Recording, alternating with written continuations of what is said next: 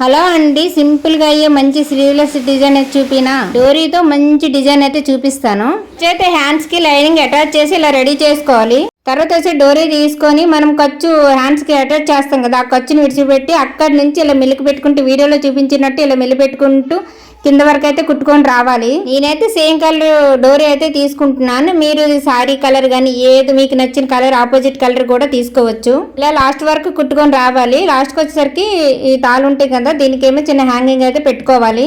Design వచ్చేసరికి blouses కే కాదు dresses కూడా లుక్ చాలా బాగుంటుంది. చాలా పాత మోడల్ అండి, ఓల్డ్ ఈజ్ గోల్డ్ అంటారు కదా దీనికేనేమో. కానీ ఇప్పుడు ఈ డిజైన్ ట్రెండ్ లో ఉంది, చాలా బాగుంది.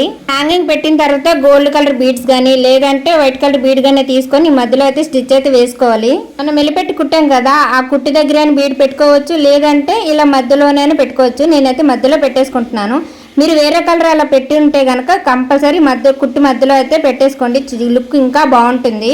ఈ డిజైన్ ని బిగినర్స్ కూడా చాలా ఈజీగా కుట్టుకోవచ్చు. కొత్తగా నేర్చుకున్న వారైతే ఇలాంటి చిన్న చిన్న డిజైన్లే ఫస్ట్ స్టార్ట్ చేయాలి, అప్పుడే మిగతా డిజైన్స్ కూడా వస్తాయి. సరే, డిజైన్ ఎంత బాగుందో. ఈ డిజైన్ మీకు నచ్చినట్టయితే ట్రై చేయండి, నచ్చితే లైక్ చేయండి.